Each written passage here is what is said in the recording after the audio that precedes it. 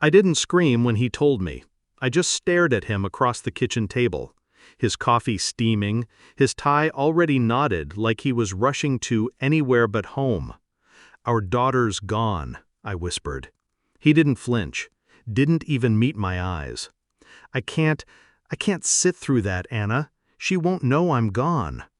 Then he smirked, half shrugging. "And besides, it's Jessica's birthday. She'd be crushed if I didn't show up." Jessica. His secretary. That was the moment. The cut that didn't bleed on the outside, only inside. I could have broken the mug in my hand, slammed it into his smug face. Instead, I nodded. Calm, quiet. The way you do when you're already burying something. Except it wasn't my daughter this time. It was the last thread of mercy I had left for him. We met when I was 24, back when I still believed men like him meant their vows.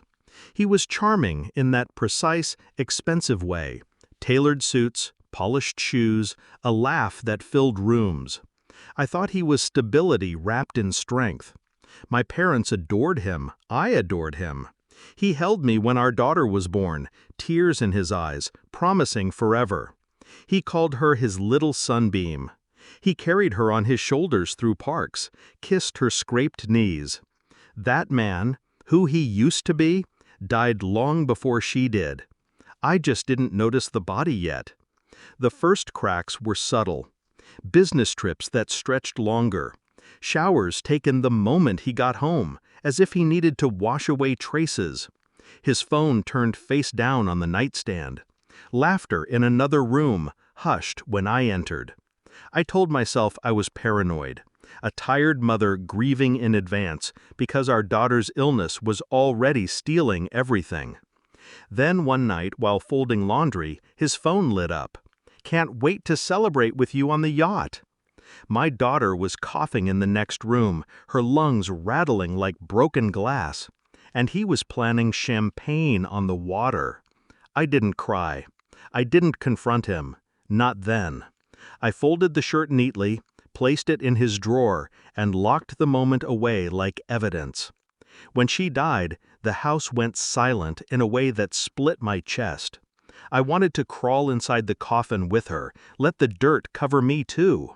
But grief has two faces, one broken, one sharpened. Mine sharpened. I watched him pack a bag that morning, casual as if he were heading to the office. I listened as he hummed in the shower. And I thought, you left us long before today. You don't get to bury her with me. That's when I began to plan. I told the funeral director I wanted a slideshow for the memorial. "Just family photos," I said softly, "her life in pictures." He nodded with sympathy, not knowing the real script I was writing. I collected every photograph. Her first steps, her birthday candles, her hospital bed smile when she was still fighting. Each one a knife. And then, at the end, I added theirs. Screenshots from Jessica's Instagram. Smiles too wide, champagne glasses raised, their bodies glowing on the deck of a rented yacht. The one from that day, the day of the funeral.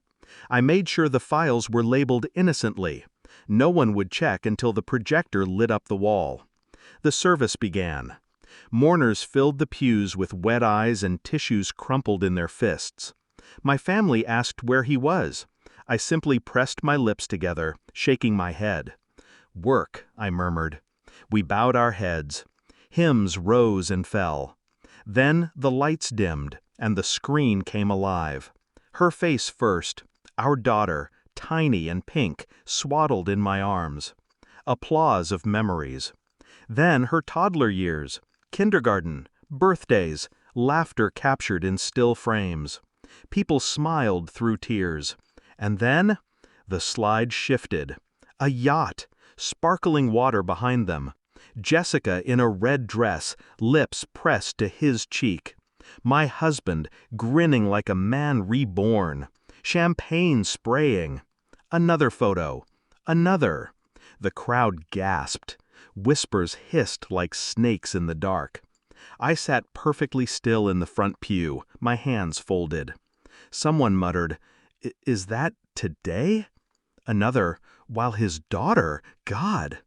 The slideshow ended on her last photo. My daughter in her hospital bed, pale but smiling, clutching a teddy bear. The silence after was heavier than any hymn. When he finally returned home that night, drunk and reeking of perfume, the phone was already buzzing. His sister, his boss, his mother, everyone had seen. Everyone knew. He looked at me with wild eyes, jaw tight. "What the hell did you do?" I met his stare calmly. I gave them the truth. "You were too cowardly to bring it yourself." He cursed, pacing, shoving his hands through his hair. He shouted about humiliation, about reputation, about me being vindictive. Not once did he say her name, our daughter's name. Not once. That silence was my final confirmation. The divorce was simple after that. No one took his side. The court saw the photos. The judge saw the dates. I got the house, the accounts, even the car he once boasted Leslie had.